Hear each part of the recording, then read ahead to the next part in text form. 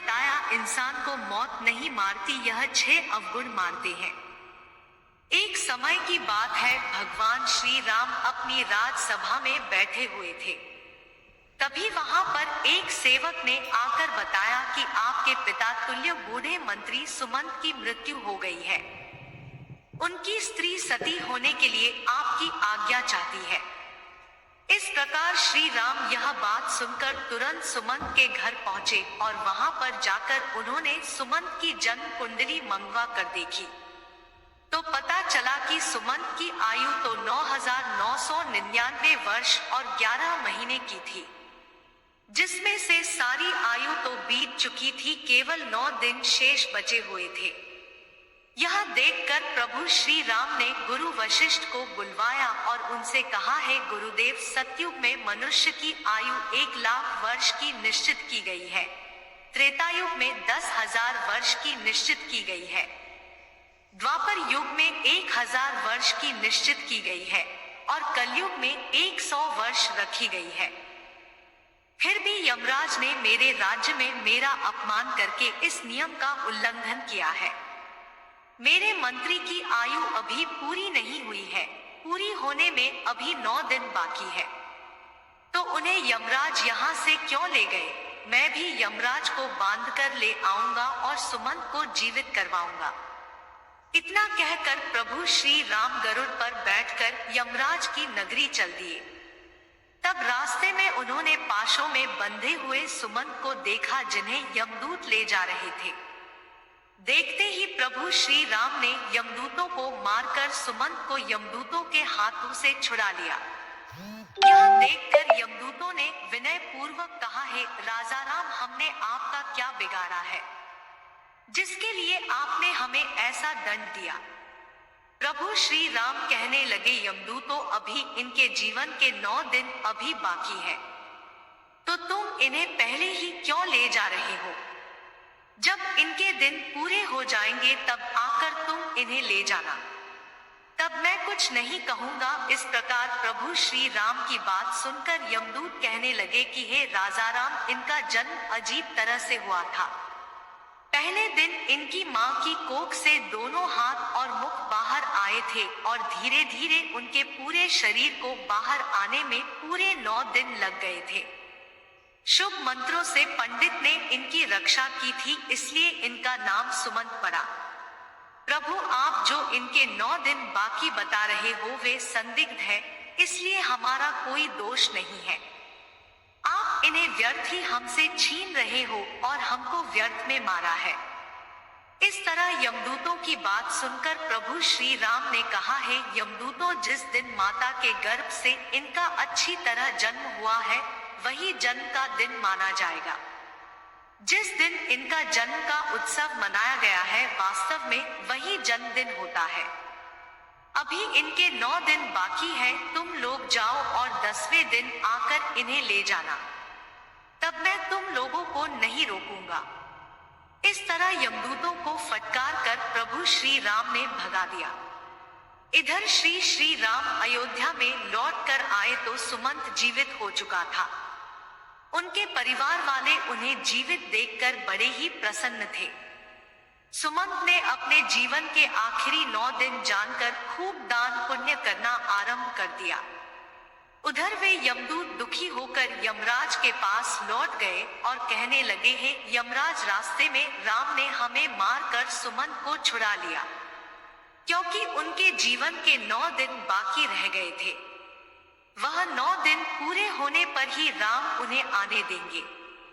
इस प्रकार यमदूतों के मुख से उनकी पराजय की बात सुनकर यमराज क्रोध से लाल पीले हो गए और उन्होंने राम पर आक्रमण करने के लिए इंद्रदेव, अग्निदेव, वायुदेव और जिस जिस देवता भी सहायता मांगी, तो सबने एक ही बात कही, यमराज, तुम पागल तो नहीं हो गए हो? जो विष्णु भगवान के साथ युद्ध करना चाहते हो, चुपचाप यहाँ से अपनी यमपुरी लौट जाओ। श्री राम का तुम क्या कर लोगे? जब सबने यमराज की सहायता करने के लिए मना कर दिया तो यमराज अपनी ही सेना लेकर श्री राम के साथ युद्ध करने के लिए अयोध्या को चल पड़े। वहां पर पहुंचकर चारों ओर से अयोध्या नगरी को घेर लिया। यमराज द्वारा अयोध्या नगरी को घेरा हुआ देखकर प्रभु श्री राम ने लव को यमराज से युद्ध करने के लिए भेजा। राम के छोटे पुत्र लव और यमराज के बीच भयंकर युद्ध होने लगा। लव के बाणों से यमराज के सभी योद्धा क्षण मात्र में ही धराशायी हो गए। उन सबकी यह हालत देखकर यमराज और भी ज्यादा क्रोधित हो उठे। अंत में यमराज ने लव पर अपना यमदंड छोड़ दिया। यमदंड को देखकर लव ने यमराज पर ब्रह्मास्त्र छोड़ दिया, जिसे देखकर यमदंड वापस लौट गया और लव के द्वारा छोड़ा हुआ ब्रह्मास्त्र यमराज के पीछे पड़ गया। ब्रह्मास्त्र को देखकर यमराज प्राण बचाने के लिए भागने लगे।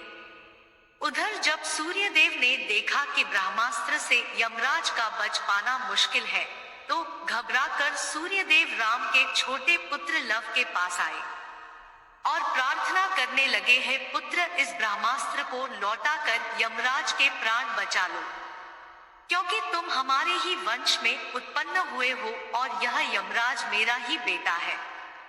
क्या तुम अपने पूर्वज यमराज को मार डालना चाहते हो? इस प्रकार सूर्यदेव के निवेदन पर लव ने ब्रह्मास्त्र को लौटा लिया। तब यमराज अपने पिता सूर्य को आगे करके श्री राम के पास गए। श्री राम ने सूर्य देवता का पूजन किया और यमराज ने श्री राम से क्षमा मांगी। युद्ध भूमि में जितने भी आदमी मर गए थे, उन पर इंद्रदेव ने अमृत वर्षा करके सबको जीवन दान दिया। उसके बाद श्री राम ने यमराज से कहा कि जब तक मैं अयोध्या नगरी पर शासन कर रहा हूँ, तब तक तुम उन्हीं मनुष्यों को अपने लोक में ले जा सकते हो जिनकी आयु पूर्ण हो चुकी है। उसी दिन से राम ने पूरी पृथ्वी पर यह घोषणा करवा दी कि आज के बाद कोई मनुष्य अपने नित्य कर्म को ना छोड़े, ब्राह्मणों का कोई अपमान ना करे, किसी के साथ द्वेष भाव ना रखे, कोई किसी के धन को ना चुराए और अगर धन चुराएगा तो उसे दंड मिलेगा। दुराचारियों को कड़ा दंड दिया जाएगा। धर्म कर्म सदा होता रहे। यदि किसी की अकाल मृत्यु हो तो तुरंत हमारे पास लेकर आए, उसे तुरंत जीवित किया जाएगा। यमराज को भगवान श्री राम ने यह सख्त निर्देश दिया था कि हमारे राज्य में कभी भी किसी की अकाल मृत्यु नहीं होनी चाहिए। तब यमराज ने कहा, हे प्रभु, मैं तो वैसे भी किसी को नहीं मारता हूँ, सब अपने कर्मों से ही जन्म और मृत्यु पाते हैं। मैं तो निमित्त मात्र हूँ। आयु पूर्ण होने पर मिलने वाली मृत्यु और अकाल मृत्यु का प्राणी स्वयं ही कारण होता है। इसमें किसी का कोई दोष नहीं होता है। मुझे तो आपने माध्यम बनाकर जो जिम्मेदारी सौंपी है, मैं तो उसी का पालन कर रहा हूँ। जन्म देने वाले और मारने वाले तो आप हो। आपके द्वारा लिखे गए विधान में से मैं तो किसी के जीवन में एक क्षण ना तो घटा सकता हूँ और ना बढ़ा सकता हूँ।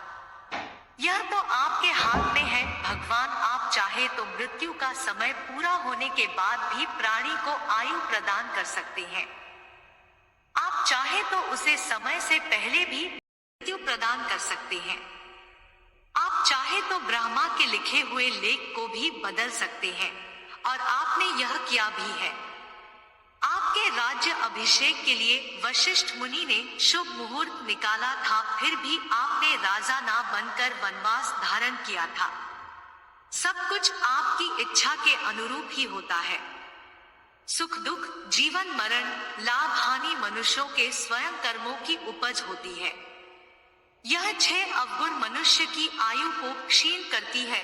अभिमान, व्यर्थ का बोलना, त्यागहीनता, क्रोध, उदर पूर्ति, दोस्त से विद्रोह, ये 6 अवगुण तीखी कटार है जो मनुष्य की आयु को घटाती रहती है। यही अवगुण मनुष्य का वध करती है। रावण, कंस, हिरण्यकश्यप, इन्हें मृत्यु ने नहीं मारा, इन्हें मारा था उनके अभिमान ने। शिशुपाल, दुर्योधन, शकुनी, कर्ण को मृत्यु ने नहीं मारा, इन्हें मारा था। इन्हें मारा था इनके बड़बोलेपन ने, जो दोषों को नहीं त्यागता उनमें लिप्त बना रहता है। उसे उसके दोष ही मृत्यु के समीप पहुंचा देते हैं। क्रोध ऐसा राक्षस है जिसके सर पर बैठ जाए उसकी बुद्धि और विवेक को खा जाता है, और क्रोधवश ऐसा कर जाता है जो मृत्यु तक स्वयं ही पहुंच जाता है। मनुष्य खाने के मामले में भी कभी कभी वह इतना गिर जाता है कि अच्छा बुरा कुछ नहीं देखता। खाने योग्य वस्तु है उसे भी, और ना खाने योग्य वस्तु है उसको भी खा जाता है। तरह तरह के जहरीले पदार्थों का सेवन करने से अपनी आयु को क्षीण कर डालता है। इसमें मृत्यु का क्या दोष है? दोस्त के साथ जो बुरा बर्ताव करता है, उसे धोखा देता है, उसे अपमानित करता है, वह भी मौत से नहीं अपने ओछे कर्मों से मरता है। प्रभु श्री राम को प्रणाम करके यमराज अपनी यमपुरी लौट गए। जय श्री कृष्णा। वीडियो अगर पसंद आया हो तो वीडियो को लाइक और हमारे चैनल को सब्सक्राइब करें और अपने दोस्तों के साथ शेयर करें। धन्यवाद।